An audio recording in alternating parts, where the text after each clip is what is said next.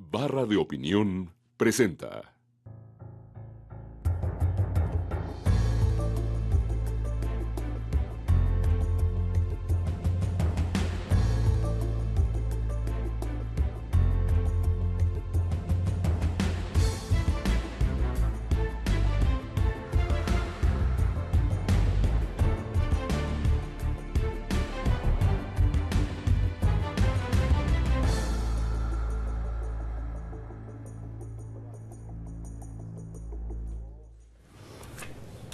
Muy buenas noches, bienvenidos a esta emisión de Entre Tres. El jueves pasado, el Partido Acción Nacional anunció una decisión que generó discusión, polémica y que fue de alguna manera sorpresiva. La postulación de una candidata ciudadana al gobierno del Distrito Federal, como jefa de gobierno del Distrito Federal. ¿Por qué causó polémica? Bueno, en primer lugar porque había otros nombres que se habían venido manejando en la prensa de personas vinculadas al Partido Acción Nacional. Y de pronto el presidente de este partido dijo que la opinión pública daba una preferencia clara a Isabel Miranda de Wallace. Y es en esta serie que hemos hecho en este programa de personas que abiertamente están compitiendo ya por la jefatura de gobierno o por la presidencia de la República, que tenemos hoy el gusto de tener aquí a Isabel Miranda de Wallace, que nos platicar con ella sobre estos y otros temas. Isabel, muy buenas noches, bienvenida a este programa. A ti, muchas gracias por la invitación y el espacio. Bueno, yo creo que una primera pregunta sería, ¿cómo se gestó esto? La gente te conoce básicamente por la lucha ciudadana que has dado a partir de una terrible tragedia personal, tu vinculación muy estrecha con asuntos de seguridad, tu batalla por impulsar legislaciones que por fortuna algunas de ellas han pasado, como la del secuestro, una ciudadana que se dio a conocer en ese ámbito. Y de pronto brincas a la arena partidaria y decides hacer una carrera política vinculada a la ciudad en la que vives. Explícanos cómo se dio este cambio, ¿no? Bueno, mira, yo creo que la situación que está viviendo en general todo el país es algo que nos debe de alarmar a todos los mexicanos, porque es indudable que la casta política no está dando respuesta a lo que está sucediendo en nuestro país, a nuestras inquietudes y a llevar una convivencia en paz, y además a dar certeza jurídica en muchos temas. Vivimos en una inseguridad tremenda. A mí me llama mucho la atención cuando, por ejemplo, en el Distrito Federal se habla que hay seguridad y todos vivimos tras las rejas, ¿no? Todo el mundo estamos encerrados en nuestras colonias. Bueno, pareciera que los delincuentes estamos adentro de las casas y los ciudadanos en las calles. Estamos invertidas las cosas. Mira, yo creo que ahora más que nunca debemos de conservar los equilibrios, tanto políticos como ciudadanos. No hay una equidad entre las fuerzas políticas y las fuerzas ciudadanas. Nosotros no tenemos instrumentos para poder forzar a que sucedan cambios importantes que transformen nuestro entorno. El único esbozo que podíamos tener era la reforma política, en la que se incluía las candidaturas independientes, se incluía la revocación del mandato y algunas cosas que estábamos tratando de introducir. Aún en esa incipiente reforma en algo nos hubiera ayudado, aunque hay quien opina que no, que era como más de lo mismo. Yo lo que te puedo decir es que hemos visto como un solo partido, una corriente, en este caso el PRI, se ha ido apoderando de gran parte del territorio. La izquierda está a punto de desaparecer en caso de que se gane el Distrito Federal por parte del PRI, estaría desapareciendo el PRD, y bueno, con esto sería tener, si lo gana el PRI, un 80% prácticamente del presupuesto, lo cual le daría el dominio total en las políticas de todo tipo, más aún tendría control de la Asamblea Legislativa y viviríamos lo que estamos viviendo hoy con el PRD, que lo que dice el Ejecutivo es lo que se hace en la Asamblea Legislativa porque no hay contrapesos y equilibrios. Entonces, aunado a esto, a mí ya me habían hecho muchas invitaciones otros partidos para contender por una diputación o una senaduría, incluso me buscaron para candidata en el Estado de México. No, en ese entonces también dije que no, pero repito, ante la composición geográfica y política que se viene dando y la negativa, por otro lado, del PRI de otorgarnos la candidatura independiente para poder posicionar y empoderar a la sociedad civil, se abrió esta coyuntura en la cual el presidente Madero y el presidente Dueñas me buscaron y me dijeron: señora, existe la posibilidad de que usted pudiera contender por la jefatura de gobierno. Pensamos que la ciudadanía está reclamando cosas muy legítimas y nosotros estamos dispuestos a sacrificar las aspiraciones políticas, ya lo hemos hablado con los colegionarios para ver si ellos estarían dispuestos a declinar y queremos saber si a usted le interesaría. Yo les dije que no, eso fue hace como 3 semanas aproximadamente.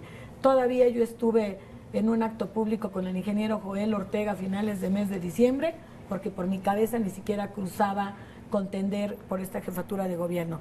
Pero precisamente, repito, después de cómo se fueron dando las cosas, se abre la oportunidad y me dijeron, bueno, es que es el momento de veras de que si los ciudadanos quieren también tomar esta responsabilidad, aquí está el PAN está dispuesto a abrirse para estas candidaturas ya que fueron negadas en la Cámara de Diputados y pues no se dedique nada más a criticarnos, éntrenle ahora, el presidente incluso lo ha dicho, ¿no? Ahora es muy interesante que el PAN se abra a un ciudadano, que abra un espacio que no hay en los otros dos partidos, pero en el momento que un ciudadano participe en la vida política, no se vuelve un político. Si esta diferencia entre político y ciudadano es un poco artificial, los políticos son ciudadanos, los sicarios son ciudadanos. Aquellos que se dedican a la vida política, independientemente de si su origen es ciudadano o no, vas a tener que jugar con esas reglas. ¿Cuáles son las ventajas o algunos días las desventajas de que no has tenido experiencia administrativa, que estás en un mundo que no es el tuyo? Es decir, porque eso es la forma mejor para los ciudadanos de influir en la vida política, que es hacerse candidato y no a través de otros mecanismos más indirectos. Mira, yo creo que la ventaja que tenemos los ciudadanos que estamos del otro lado, digamos que no hacemos política, es que tenemos visiones diferentes de las cosas. Los políticos les sucede que terminan por aislarse de la realidad, terminan por pensar que todo lo que hacen lo hacen bien, que todo lo que ellos legislan es lo que se aterriza en la vida práctica. Y yo estoy convencida que esto no es así. Yo siento que se dio un distanciamiento muy importante. Yo tengo la ventaja que he recorrido toda la República, conozco las necesidades que tenemos porque yo misma las he padecido en esta ciudad y creo que el hecho de que entre un ciudadano independiente sin el tema de la política es sano, porque creo que le da frescura. Tenemos otra visión de las cosas. Por ejemplo, yo no estoy pensando en qué va a seguir después, si gano o no gano. Yo tengo una vida, tengo el activismo y ellos no, los políticos viven en función de la política. Para ellos su sueño es llegar a ser presidentes de la República o gobernadores estatales. No sé, creo que esto, repito, lo debemos de ver como un empoderamiento de los ciudadanos y una culminación a un esfuerzo que hemos venido realizando y que hemos venido empujando desde muchas trincheras. Tú mismo hemos estado en esta trinchera de empujar y pedir transparencia y rendición de cuentas y pues bueno, muchas veces nos dan a tole con el dedo. A mí lo que se me ocurre es, si logramos conquistar un cargo ejecutivo en el cual tengamos el poder de transformar, creo que será muchísimo más fácil y además, te repito, con una perspectiva diferente. Ahora, que sea una candidatura por parte del PAN, en específico del Partido Acción Nacional, es irrelevante. Quizá la primera declaración polémica que hizo usted fue aquella en donde dijo, bueno, pues yo acepté la candidatura del PAN porque me la ofreció el PAN, pero si me lo hubiera ofrecido el PRD también hubiera aceptado la candidatura del PRD. ¿Es irrelevante la bandera del partido, la tradición de un partido, los aliados adentro, los adversarios impuestos que en la competencia electoral están predefinidos? Yo creo que para mí en lo particular sí, le voy a decir por qué, porque yo no soy partidista, o sea, yo no estoy involucrada en la filosofía. ¿Pero puede decir eso todavía después del jueves, que es usted apartidista? Si usted tendrá, pues quienes lo acompañen en su campaña tendrán un logotipo que va a ser azul y que va a decir Partido Acción Nacional y va a acompañar usted a las giras a quien sea el candidato o la candidata del Partido Acción Nacional y de alguna manera usted tendrá que reivindicar una tradición histórica del Partido Acción Nacional. ¿Podría, a partir del jueves, seguir diciendo que es apartidista? Claro que sí, porque yo no estoy afiliada al PAN, o sea, yo estoy independiente, no estoy afiliada al PAN. Creo que el partido y yo tenemos muchas cosas afines, quiero decirlo. Una de ellas es la familia. Yo estoy convencida de la función social que tiene la familia. La otra es ¿Y precisamente comparte la visión que tiene la familia, el Partido Acción Nacional? Por ejemplo, el rechazo a los matrimonios de personas del mismo sexo, que es una de las banderas del Partido Acción Nacional en defensa de la familia. Lo cual sería pues echar para atrás una de las decisiones creo que más importantes y más polémicas del gobierno actual. A mí me da un poco de curiosidad entender el mecanismo de esta situación, y lo voy a decir porque son muy pocos los matrimonios gay que se han llevado a cabo. Lo que le quiero decir es que a veces nos fijamos en cosas muy pequeñas que no trascienden en la sociedad. A mí en lo particular me parece que debemos de ser respetuosos. Yo por lo pronto respetaré lo que esté en la norma, por supuesto. No se me ocurriría siquiera pensar en echar, no, por supuesto que no. Yo, por ejemplo, no abortaría nunca. Yo no me parece que sea lo correcto desde mi moral y desde mi perspectiva. Sin embargo, eso no quiere decir que yo no sea respetuosa de la decisión de otra persona y el cumplimiento de la ley de algo que ya está aprobado. Creo que antes de llegar al aborto existen otros métodos preventivos. Sin embargo, creo que hay casos en los que sí, por ejemplo, cuando una mujer es violada o el bebé está en riesgo, eso ya estaba más que puesto en la ley. Pero yo repito, yo respetaré la ley y en ese sentido, sí, a lo mejor hay una contradicción porque yo no metería las manos para tratar de revertir esta situación, porque creo que debemos de ser respetuosos de la libertad que también tienen, en este caso, las personas que lucharon y conquistaron esos derechos. Decía usted que con cualquier partido, el PRD también se hubiera podido, se le hubieran invitado, se hubiera ido. ¿El PRI también? ¿Cualquier partido es cualquier partido? No, yo aclaré ¿Pero que... por qué no? Porque esto, entonces sería algo contradictorio. No quiero que el PRI domine el presupuesto, el país, y que se vuelva a instaurar un régimen en el que tenga control de todo, pues haga de cuenta, si es por el PRD y aceptan mis condiciones, que es llevar mi agenda ciudadana, en no afiliarme a un partido, pudiera ser, aunque quiero decirle que con el PRD sí tengo discrepancias muy fuertes. Sin embargo, si ellos hubieran aceptado mi filosofía en cuanto a hacer la agenda que nosotros con los ciudadanos tenemos, perfecto, porque ellos como partido podrán hacer cumplir sus estatutos y demás, pero no me los podrían imponer a mí porque yo no formo parte de un partido. ¿Cuál es esa agenda ciudadana? Mira, por ejemplo, algo que es para nosotros trascendente es hacer prevalecer el Estado de Derecho, que lo que se ponga se cumpla. Otro tema importantísimo es la corrupción y la impunidad. Si tú te pones a pensar el tema de la corrupción, toca de manera transversal todos los temas, el que me pongas, el de transporte, el de ecología, el de educación, los programas sociales, la procuración de justicia. La corrupción trastoca a todos, porque nosotros, los mexicanos, pareciera que ya nos acostumbramos a que nos traten de pedir dinero y a tener que dar dinero. La corrupción está enquistada en este país. ¿Y prueba cómo de se ello, combate? Bueno, yo creo que poniendo los mecanismos adecuados para poderlos transparentar. Y aquí yo creo que tenemos un excelente ejemplo y nos los ha enseñado muy bien. Pero yo creo que el secreto está en precisamente los controles. ¿Cómo puedes poner controles y cómo lo logras hacer y abrir a transparencia? Mira, nada más para ponerles un ejemplo. En el ámbito federal hay muchas cosas que están transparentadas que en el Distrito Federal no le están. O sea, no, pues hay muchas, desde a veces una averiguación previa, ahora la Comisión Nacional de Derechos Humanos tiene acceso. En el Distrito Federal no te la dan. ¿Cuánto pagaste por alguna situación? Bueno, lo vimos en la Cámara de Diputados.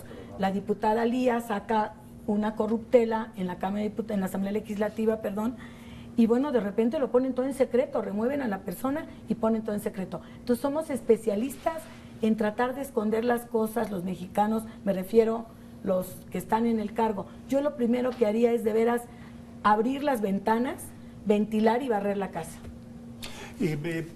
Yo sé que tenemos que seguir hablando de políticas públicas, pero hay un aspecto de Isabel Miranda de Wallace que creo que la gente desconoce, que son tus orígenes familiares. ¿De dónde vienes? ¿Cómo fue la familia en la que creciste? ¿Por qué crees que puedes, digamos, interpretar el sentir popular? ¿Qué nos platicas al respecto? Mira, qué bueno que me haces esa pregunta. Yo siempre he dicho que estoy muy orgullosa de mis orígenes. Yo nací en el Distrito Federal, en la colonia industrial. Mi padre era taxista, fui criada en una familia donde había mamá, papá y fuimos 10 hijos. Todos obtuvimos estudios, todos hemos sido personas de bien, nos mantenemos nosotros mismos. Creo que tenemos una familia con muchos valores y prueba de ello es que nos vemos con mucho gusto y de verdad creo que el ejemplo de vida que nos dio mi padre de esfuerzo nos fue llevando a ir escalando otras posiciones sociales, pero porque hubo un padre que dio trabajo, constancia, ejemplo y lucha. Y eso es lo que yo aprendí en mi casa y eso es con lo que yo he trabajado. Prueba de ello es que yo he transitado en el activismo social durante 6 años, jamás le pedí un peso al Estado, a ninguno, jamás me patrocinaron un evento o les pedí que me ayudaran en algo para poder tener la libertad y la independencia. Y con esa libertad e independencia hoy el PAN la respeta y es que yo incursiono ahora en este campo. Oye, ¿qué harías con los taxistas en la Ciudad de México?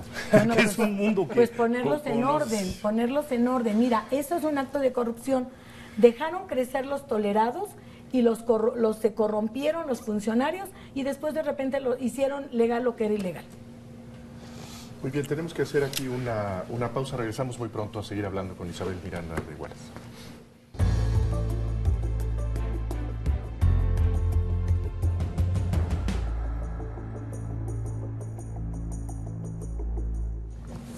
Estamos de regreso con Isabel Miranda de Hualas para terminar un poco con su historia y luego pasar ya a los temas de lo que querría impulsar.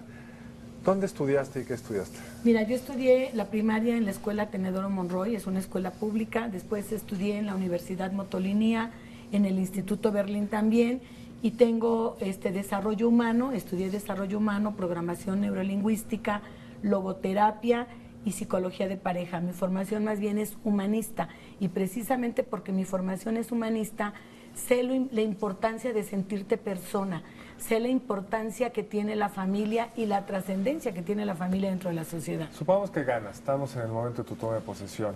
Tienes que decidir las 5 cosas por las que quieres que te recordemos los ciudadanos porque fuiste jefa de gobierno. ¿Cuáles son esas 5 cosas que tú dirías, esto es lo que yo quiero legal a esta ciudad si los ciudadanos me eligen? Indudablemente que el tema de la seguridad sería tema prioritario, porque si nosotros tenemos seguridad en el Distrito Federal, tendremos mucha más inversión, tendremos mucha más derrama económica. Actualmente hay gente que ya no viene al Distrito Federal y cuando vienen los americanos vienen con auto blindado, con escoltas y les sale muy caro. Ellos normalmente a los empresarios les dicen, te voy en Miami porque para mí es más barato estar en Miami que venir al Distrito Federal. Inhibe la inversión, pero sobre todo algo muy importante, nos roba la confianza. Nosotros no podemos andar en la calle pensando a ver a qué horas te dan un cristalazo y te bajan del coche porque te lo roben, a ver a qué horas se meten a tu casa habitación para asaltarla, delito que ha subido mucho en el Distrito Federal. Entonces creo que el tema de la procuración e impartición de justicia es vital y no solamente en el tema policíaco, sino también en el tema de mercantil, en el tema laboral. ¿Cómo entiendes que en una junta de conciliación y arbitraje, aun cuando es del ámbito federal, bueno, puedan litigar sin tener la licenciatura, por ejemplo? Bueno, las corruptelas que hay con los taxistas. Entonces, lo primero que yo haría es en el tema de procuración e impartición de ¿Cuáles son los objetivos? ¿Cómo? Bueno, mira, algo muy importante. En el Distrito Federal tenemos el 30% aproximadamente de delitos que le llaman de supermercado. Esto hace que las cárceles estén muy saturadas, cargan el sistema de procuración y de administración de justicia. Nos sale carísimo que se lleve a cabo este proceso en la parte económica, pero más aún nos sale muy caro socialmente el meter a gente que no tendría por qué estar en la cárcel por delitos menores y los enseñan a hacer delitos mayores, además de la afectación que se da hacia el interior de las familias. A ellos debemos de darle una pena alternativa con trabajo social, otro tipo de penas, pero no meterlos a la cárcel. Ahí ya estás de alguna manera descargando el sistema en un 30%. Esto haría que tuvieran los MPs menos casos y que la calidad estuviera mejor. Eso es así de entrada. 2, indudablemente que tendríamos que ver los policías que tienen que ver con la investigación, que de verdad fuera gente de primera, gente capacitada con tecnología, Parece mentira que en pleno siglo XX, teniendo tanta inteligencia en todos los países, nosotros no la tengamos y andemos dando palos de ciego. La inteligencia se debe de utilizar para prevenir, no para combatir. Desde el principio, en la prevención debes de tener la inteligencia para detectar cuáles son tus focos y precisamente actuar y desarticularlos antes de que se cometa el delito. Eso en México no existe, hay que hacerlo. Y luego, indudablemente, meter a la gente a un protocolo de control de confianza, no con el polígrafo actual, que entre paréntesis no estoy de acuerdo y otro día hablaré por qué, pero no puedes tener el mismo protocolo de certificación para un policía que es tropa, que entra a un operativo masivo, que para alguien que hace trabajo de inteligencia. Y aquí quieren como hacerles a todos lo mismo. Con ese método nunca vamos a tener gente, aunado a la rotación natural que se da en la Procuraduría. Entonces, esas son, digamos, algunas de las acciones que de manera inmediata tomaría. Una pregunta, Isabel, la jefatura de gobierno del Distrito Federal tiene tiene muchas vertientes, tiene un trabajo político con la Asamblea, tiene un trabajo político con los delegados, que no sabemos cómo quedarían, pero también tiene una parte de intendencia, es decir, cuando se vienen las temporadas de lluvias, pues resulta que hay inundaciones y que hay que reaccionar con prontitud y que hay que reaccionar con profesionalismo, pero también en la sequía tienes problemas brutales de desabasto de agua y así sucesivamente. El año está lleno siempre de sucesos que demandan a un gran intendente. Incluso se ha expresado por ahí la idea de importar algo que se ha hecho en otros países, que es nombrar a una especie como de gran intendente de la ciudad para que él se encargue de ese trabajo. ¿No te da un poco de resquemor pasar de cero a un trabajo, digamos, de administración tan complicado como es el de la Ciudad de México? Pensar en, digamos, imagínate el drenaje profundo, el financiamiento de estas obras, estoy pensando en el metro y el precio del boleto, estoy pensando en las líneas de Metrobús, o sea, hay una carga administrativa enorme en el GDF. Claro, mira, yo creo que la valía de un buen directivo, y eso te lo puede decir el dueño de tu canal, yo te aseguro que el dueño de este canal no sabe cómo jalan los cables, cómo se pone el micro, ni cómo se hacen los segmentos. Él quiere resultados. Bueno, pues es lo mismo. Yo creo que la importancia de un buen dirigente, un buen directivo, es escoger a las personas adecuadas en los temas adecuados. Eso es lo que yo pienso hacer. A llegarme, yo no soy todóloga y creo que ningún funcionario lo ha hecho. No hay algún presidente de la República o a un gobernador que sepa de todo, y eso me consta porque a lo largo de que he viajado me he dado cuenta. No somos sabios ningún ser humano. Entonces, bueno, yo lo que haría indudablemente es escoger, eso sí, tener la facultad de poner dentro del gabinete las personas adecuadas para cada uno de los temas. Y eso sí lo he sabido hacer, créemelo. Si no, no hubiera sido capaz de meterme en temas tan complejos en leyes, porque no soy abogada. Ahora, un tema es el administrativo, pero el otro es el político. Es decir, cada una de estas cosas que dijiste, Federico, involucra una negociación con los peceros que no se quieren salir de la línea de Metrobús, con los que tienes que expropiar. Es decir, la parte técnica administrativa finalmente es lo de menos. Se requiere una enorme capacidad de gestión política. Mira, que requiere enfrentar a algunos de los miembros de la sociedad civil que van a estar divergiendo de lo que tú quieres hacer. Los peceros que quieren su línea son miembros de la sociedad civil y quieren defender sus actuales derechos. ¿Qué experiencia, cómo te imaginas haciendo esa otra tarea que es quizá la que forja a los mejores jefes de gobierno? Mira, yo creo que tan no han tenido ellos la capacidad política de hacerlo, que lo comentamos hace un rato, tuvieron que legalizar lo que era ilegal, porque como no pudieron, pues si yo no te puedo controlar a ti, entonces hago como que te controle, lo hago legal, y eso no es tener una capacidad política. Yo sí he demostrado tener capacidad política para llegar a acuerdos. Prueba de ello es que logré que en la Cámara de Diputados, donde muy pocas veces se ponen de acuerdo, pudimos unir todas las fuerzas políticas para que aprobaran casi todos los temas que llevamos.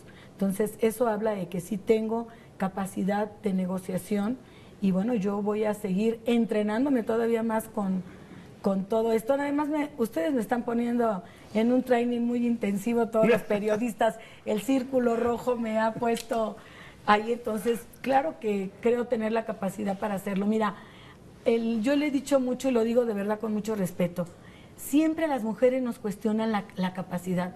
Yo te apuesto que si aquí estuviera a Fidel Velázquez nunca le cuestionaron y era lechero. Y nunca le cuestionaron si era capaz de tener capacidad política. Se necesitaba que ser político para tratar con Pero digamos, nosotros los cuestionamientos que le haremos a Beatriz Paredes, que espero que vengan a la mesa pronto, serán distintos, porque creo que la podemos cuestionar sobre su trayectoria, sobre sus ideas, pero no por el hecho de ser mujer, la consideramos incompetente para ser jefa de gobierno. Aquí me parece que sí es legítima la pregunta de cuál es la trayectoria que fundamenta la preparación para un cargo tan endiabladamente complicado como es la jefatura de gobierno del Distrito Federal. Me parece que el brinco, digamos, de la sociedad civil a la política no fue el brinco que pudo haber sido, digamos, más amable de la política legislativa, en donde me parece que podríamos nosotros imaginar una gran intensidad, una pasión por empujar una agenda de reformas legislativas muy concretas. Pero el asunto es el reto de esta gestión que me parece a mí verdaderamente enredadísima.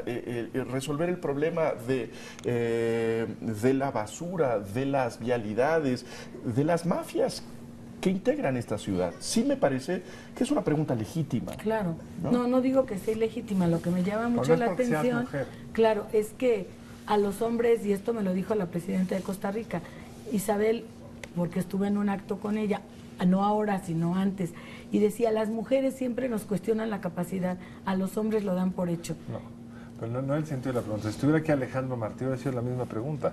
No, bueno, se le hicimos a Navarrete. Se le hicimos a Navarrete. A Carlos Navarrete le preguntamos por del Senado a la... Pero, digamos, en términos, digamos, de esta ciudadana que toma una apuesta que me parece legítima y yo creo que agradecible que alguien que le importa lo público tome esa apuesta y ese riesgo, claro. No hay sinceramente un temor de enfrentar de pronto un monstruo enorme que podría ser primero la batalla y la mezquindad partidista y política y después pues ese engendro que es la administración del Distrito Federal. Mira, yo creo que el temor más grande que tuve, y lo digo de verdad, fue cuando yo me tuve que enfrentar a toda una institución como es la Procuración de Justicia, tan intrincada, tan corrupta, tan todo lo que es la Procuraduría, y por otro lado a un grupo de delincuentes donde estaba a riesgo mi vida. Y yo no tenía la más remota idea de lo que era investigar, de lo que era probar, de lo que eran las leyes, de lo que estaba bien y de lo que estaba mal. Y créeme que he sido muy buena alumna porque yo soy rápida para aprender. Y lo que te quiero decir es que sí tengo la capacidad, primero de administrar, porque yo he tenido experiencia, claro, no una ciudad, pero sí he tenido la capacidad de administración, sé lo que significa tener controles, sé lo que significa delegar, sé lo que significa poner atención en las urgencias y en las emergencias y en lo importante, sé tomar esas decisiones y te repito, yo creo que sí puedo, o sea, no te digo que va a ser fácil, pero creo que con un equipo bien armado, por supuesto que lograré salir adelante. El gobierno del Distrito Federal está de alguna manera condicionado para su buen desempeño a dos relaciones que son clave. La relación con el presidente de la República. ¿Por qué? Bueno, porque parte del financiamiento de la ciudad proviene de recursos federales, porque no cae mal que haya una buena actitud por parte del presidente de la República hacia el jefe de gobierno o jefa de gobierno del Distrito Federal. Y por el otro lado, con el gobernador del Estado de México. El gobernador del Estado de México ya sabemos que es priista. Del presidente de la República no lo sabemos, pero hay una probabilidad alta de que pudiera ser priista. ¿Cómo te imaginas tu relación en esas coordenadas? Institucional, indudablemente. Yo creo que tanto el gobernador del Estado de México como quien quede en la presidencia del partido que sea, debe de entender que una vez terminada la contienda, cualquiera que sea, nos lavamos las manos y vamos por el mismo bien que es México y nuestra ciudad. Creo que los ciudadanos debemos de aprender a que la discusión o la divergencia no es igual a rompimiento. Yo no tengo, en un país democrático eso es lo que se usa, poder confrontar ideas, debatirlas y no pues es que habló mal de mí el otro día, entonces digo, ya no somos niños chiquitos, somos gente madura y creo que ellos deben de tener esa madurez igual que yo la tendré en el momento de podernos relacionar. Además, yo no tengo ningún problema en cuestión personal ni con el licenciado Peña Nieta, ni con la licenciada Josefina Vázquez Mota, ni con el licenciado López Obrador, o con Santiago Krill o Cordero, cualesquiera que quedara. Yo tengo la capacidad de poderme relacionar con ellos y repito, sería una relación institucional al 100% y sobre todo de mucho respeto y de mucho diálogo, porque algo que tenemos que aprender los mexicanos es que los gobernantes tienen que aprender a dialogar para poder hacer acuerdos, sobre todo cuando estamos con un estado tan complejo como es el Estado de México, ¿no? Ahora, ¿no empieza tu candidatura muy rezagada? Es decir, ¿no hay esta sensación de que los otros llevan una gran ventaja, el PRD, un partido en el poder, Beatriz Paredes con toda la inercia de las ganancias en la opinión pública que el PRI ha tenido a lo largo del país, el efecto del Estado de México? ¿Estás aquí realmente para ganar? ¿Es creíble que puedes ganar? Claro, mira, es tan creíble que si no yo no lo hubiera hecho. O sea, créeme que no me metí a esto para perder, ¿eh? Normalmente no suelo perder mis peleas, y me refiero a peleas intelectuales o de lo que quieras ver. Creo que puedo ser muy competitiva, nada más que de una forma diferente. Yo no metida en la descalificación, en la trampa, en los trascendidos que avientan en los periódicos. No, yo voy a jugar limpio porque es lo que yo he aprendido. Y yo me voy a enfocar mucho en mis propuestas cuando haga ya el anuncio formal de qué voy a hacer y cómo voy a hacer y con quién lo voy a hacer. Creo que ahí será el momento de veras de debatir cuál es la mejor propuesta.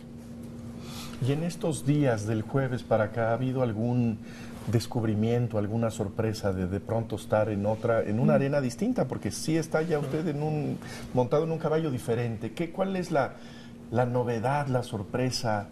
Que no eres dueña de tu tiempo, y eso no me gusta. Pues Esa sí. es la primera experiencia que he tenido. Antes yo era dueña de mi tiempo, yo decidí a dónde ir, con quién ir y a qué horas ir. Por eso nos abandona usted temprano en el programa. Perdón, pero es que Sí. esas son una de las consecuencias. Ya no Una- soy dueña de mi tiempo. Una última pregunta antes de que te vayas y nos dejes. Hay una candidata del Partido Acción Nacional a la presidencia de la República que por primera vez en la historia del país no es testimonial.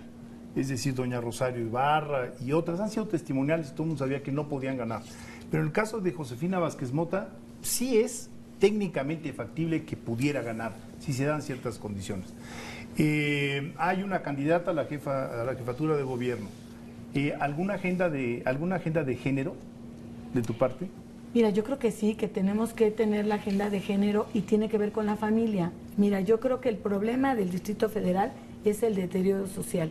Si nosotros regeneramos el tejido social, que no va a ser cosa fácil, se nos va a llevar por lo menos décadas en hacerlo, pero alguna vez tendremos que empezar, será tratar de que las mujeres tengan ayuda para permanecer, trabajar y alternar el tiempo con sus niños. Hoy por hoy se pierde tanto tiempo en el transporte, dejamos a los niños tantas horas solos, que claro, este es el resultado de la tarea mal hecha de muchos años. Entonces, claro que sí tendría yo y buscaría y pelearía por una equidad de género, pero real, en la que los salarios de verdad busquemos cómo preparar más a las mujeres, porque esto no es cuestión de que yo soy buena porque soy mujer, tiene que ver con la preparación.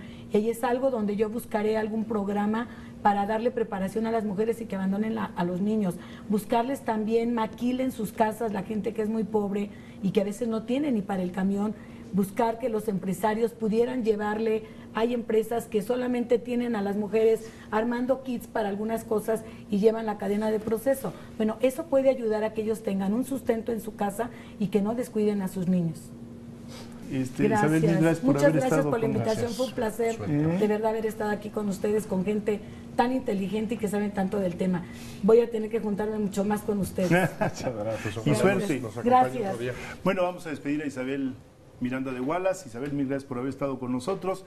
Vamos a un corte y regresamos con otro segmento más de Entre Tres.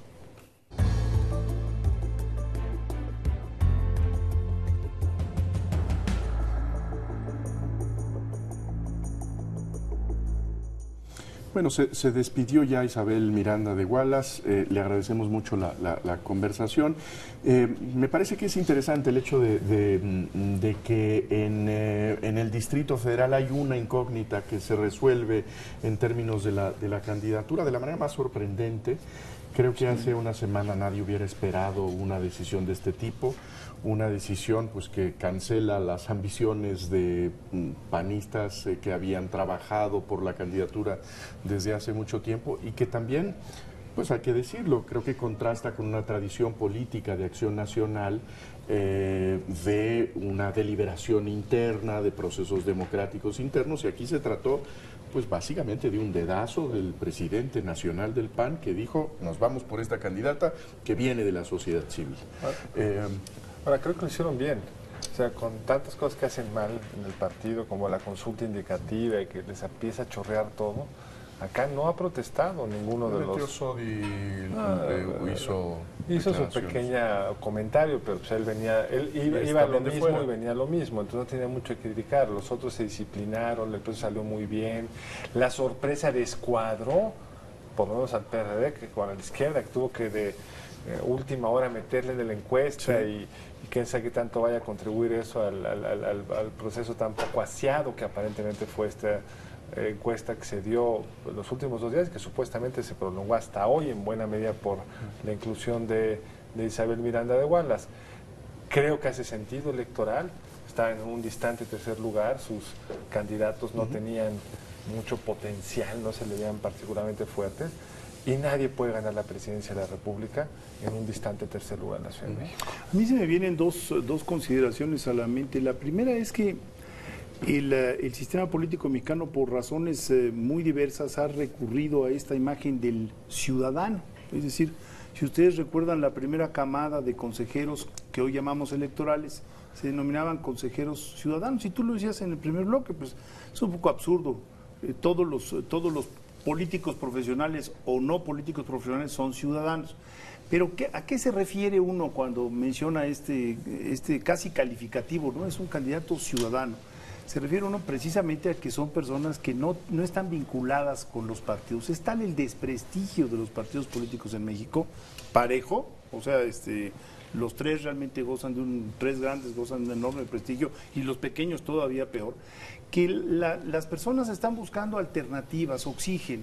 De ahí el debate sobre las candidaturas ciudadanas o las candidaturas independientes, que le permitieran a las personas poder cruzar, el entrar a las lides electorales sin tener que someterse a los partidos políticos. Y llama la atención que el Partido Acción Nacional, con estos cuadros que mencionaba Jesús, en donde hay pues personas que tienen, digamos, una trayectoria administrativa y de conocimiento de la Ciudad de México, como puede ser Demetrio Sodi, haya optado por una candidata ciudadana, una candidata externa. Llama la atención porque deben de tener cifras, es decir, esto no lo tomaron a ciegas, es reflejo de encuestas que les han dicho que les iría bien con una persona de este tipo. Y hay un dato que tú has mencionado, el 10% de los mexicanos capitalinos anularon su voto en el 2009, es decir, era una elección de otra naturaleza, no, la comparación no es particularmente robusta, pero ciertamente si en algún lugar está muy fuerte la sensación de que los políticos no te representan, es acá. Entonces, yo creo que es una jugada muy interesante, va a depender de la capacidad de Isabel Miranda de Wallace de sortear este nuevo arena, como decías tú, es decir, es una arena muy complicada. Ahora, tiene yo creo que 2 condiciones que pueden ser explotables. La primera es que el proceso del PRD parece que está ensuciando, lo que salió muy bien a nivel de los candidatos a la presidencia, porque el acuerdo era entre ellos, no era un acuerdo de terceros, porque se hizo de una forma tan sorpresiva que no dio tiempo a que empezara toda la manipulación el propio fin de semana. Lo que estamos escuchando en los medios ahora es que puede, si no se procesa bien, se puede dar una ruptura o una dificultad o un pleito en un proceso que no está todavía claro su fin. Entonces eso puede ayudar. Y por otro lado, la candidata del PRI no está todavía confirmado, pero toda la información aparenta que va a ser Beatriz Paredes, pues es en algún sentido lo opuesto a Isabel. Es decir, es la política profesional por excelencia. O sea, ella es diputada desde que tenía creo que 21 años, le contestó un informe a López Portillo, ha estado toda su vida en cargos públicos. Entonces, nos pondría frente a dos personalidades muy Ahora, yo creo que polares. sobre todo la gran incógnita es de lo que pasó el fin de semana en el campo del PRD y la incógnita de que eso se resuelva pacífica y armónicamente. Creo que sí hay probabilidades de que eso se ensucie, de que los derrotados no queden satisfechos, que hayan denuncias, que haya movilizaciones. Desde luego, en términos físicos ya fue un proceso muy sucio. Nos dejaron la ciudad llena de basura, ¿no? Sí. Pero a eso políticamente también creo que puede tener su correlato. Y pues el PRD se puede hacer mucho daño a sí mismo, lo hemos visto antes, ¿no? Ahora, lo que llama la atención es también que el hecho de que tengan que recurrir a los ciudadanos no corporativizados, por decirlo de alguna manera. Antes se pensaba que para llegar al gobierno del Distrito Federal tú necesitabas el apoyo de los taxistas, el apoyo de, etcétera, etcétera, sumabas apoyos corporativos y entonces eso te daba fortaleza. Pero ya el hecho concreto es que esos grupos siguen siendo poderosos, pero son minoritarios a la hora de votar. En el momento en donde el ciudadano común, la mayoría de ellos apartidista, se presenta frente a la urna, pues el voto corporativizado no tiene mayor impacto. La señora Miranda de Wallace solo puede ambicionar a llegar a la jefatura de gobierno, pues por ese voto ciudadano de clases de ingresos medios, independientes, ¿no? Ahora es curioso porque creo que estamos en una discusión en donde frecuentemente hay propósitos confrontados. El debate sobre la reelección legislativa es básicamente un debate que tiene como propósito la profesionalización de la clase política, una profesionalización con rendición de cuentas. Pero el proyecto es básicamente tener un cuerpo profesional de políticos en democracia. Esta bandera es exactamente la contraria, es pensar que la profesionalización también puede ser un problema y que necesitamos oxígeno de fuera, que no es necesario ser un profesional de la política para hacerlo bien en el campo de la política. Pues quizá podría encontrarse una manera de acomodar estas dos Se pueden acomodar. vertientes, ¿no? Si tú Creo abres el proceso Sí.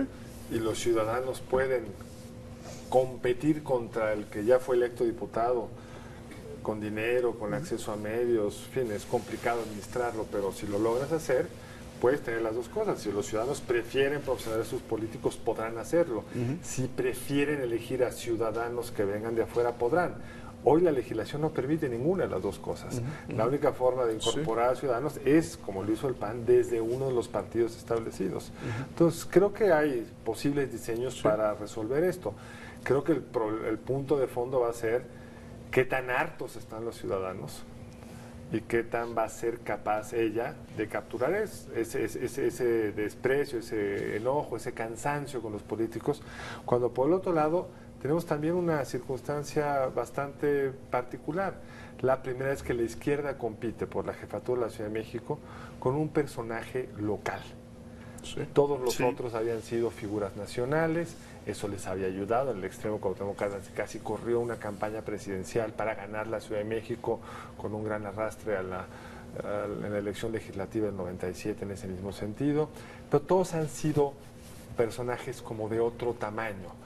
Ahora cualquiera que dar a Alejandra Barrales o Miguel Ángel Mancera son gente de la política local. Mientras que por otro lado va a concursar pues una periodista muy tradicional. Es un cóctel muy novedoso. Pero yo creo que sí estamos viendo una elección en donde se juega muchísimo y donde pues yo creo que hay un margen de mayor incertidumbre que en la elección presidencial, en donde desde luego que hay incertidumbre, no tiene nadie ganada la presidencia, pero sí creo que el PRI tiene una ventaja bastante franca en la elección presidencial y que no se ve desmentida por las encuestas recientes, a pesar de los traspiés de diciembre de Enrique Peña Nieto. Me parece que hay una elección bastante armadita. En el Distrito Federal está por hacerse y creo que ahí hay preguntas muy grandotas, ¿no? A mí me parece que además también vuelve a confirmar algo que hemos visto en el resto de la República, porque este programa ha estado muy centrado en la Ciudad de México, pero puede servir para darnos cuenta de lo que ocurre en el resto de la República. La Ciudad de México fue vista como territorio perredista indudable. Y hoy ya no estamos tan ciertos de que esto sea así. como Michoacán fue visto como un territorio perredista. De una familia. De una familia.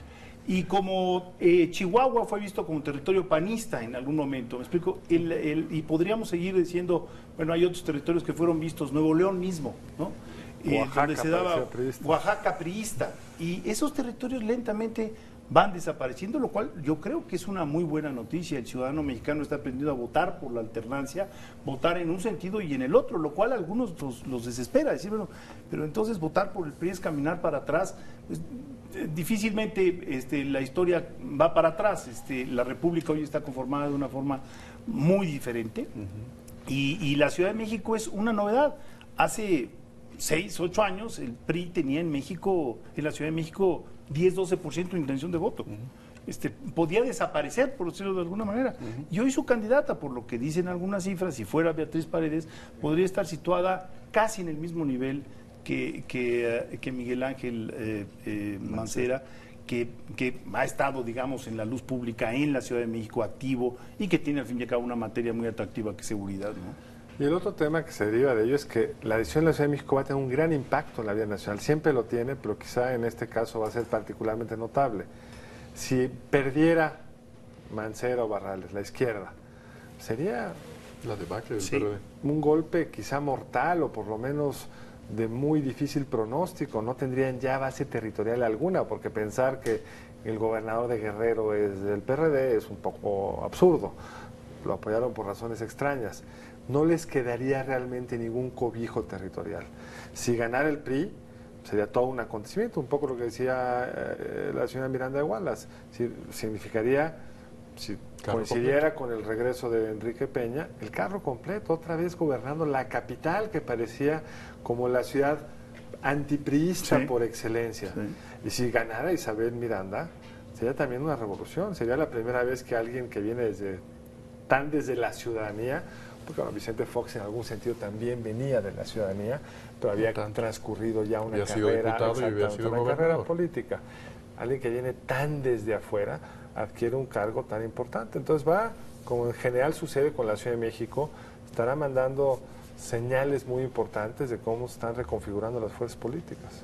Sí, a mí me parece que vamos a tener una elección en ese sentido, si se diera, si se confirmara la candidatura o precandidatura de Beatriz Paredes, de opciones realmente muy diferenciadas. Beatriz Paredes, como decíamos, con una carrera nacional de muy largo alcance, o sea, muy largo, muy largo. Y después tendríamos una persona que tiene una carrera local intermedia, pero al fin y al cabo Miguel Ángel Mancera ha estado, bueno, la Procuraduría es la culminación de esta carrera hasta ahora. Pero vamos, para atrás ha habido puestos de responsabilidad y puestos, como se dice, de línea. Y después tendríamos a Isabel Miranda de Wallace, que no tiene ningún puesto Que de en línea. este caso también son vocabularios muy distintos, ¿no? El vocabulario de la política, que sería Beatriz Paredes, el vocabulario burocrático de servidor público de Miguel Ángel Mancera, si es que es el candidato del PRD, y el discurso, digamos, del activismo social de Isabel Miranda de Wallace. Es una confrontación, digamos, de pizarrón sobre distintas formas de entender la política, ¿no? Creo que puede ser interesante. Para quienes dicen que no hay opciones, que todos son iguales, aquí no son todos iguales. Aquí sí hay una elección donde escoger es escoger, digamos. Son perfiles, historias, perspectivas, implicaciones muy distintas. Creo que lo más importante es saber cómo concluye esta semana y qué sucede con el PRD. Me parece que si el PRD tiene la capacidad de tomar una decisión inteligente y si los derrotados reconocen el veredicto de las encuestas, pues me parece que tienen una candidatura con muchas probabilidades de tener éxito. Si lo hacen mal... Yo creo que tienen más probabilidades, pero creo que la entrada de Isabel es cierto. Miranda cambia la geometría del juego. Todavía no se ha podido medir bien, por más que habrán hecho los panistas una serie de cálculos. Son los cálculos respecto al activista. No sabemos cómo va a reaccionar la ciudadanía frente al activista vuelta si candidata. Es que le cuesta esa transformación. Le cuesta, o la agrega, se suma lo del PAN y lo de ella, o se multiplica, yo qué sé. Digamos, sí nos abre, a diferencia de la elección presidencial, una enorme incógnita. Pero creo que el tiempo se ha terminado. Pues muchas gracias por estar con nosotros. Y los esperamos el siguiente lunes aquí en Entre Tres. Que tenga usted una muy buena noche.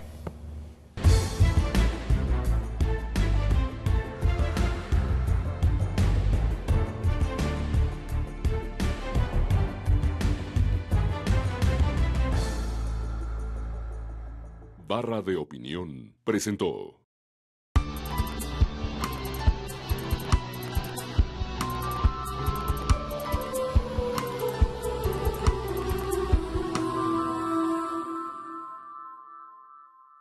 Sin duda merecían mejor suerte. Fueron pensadas en grande, esas 5 torres que desde una colina darían la bienvenida a los viajeros que se adentraban en la región más transparente. El proyecto de Luis Barragán y el escultor Matías Geritz preveía la construcción de 7 torres.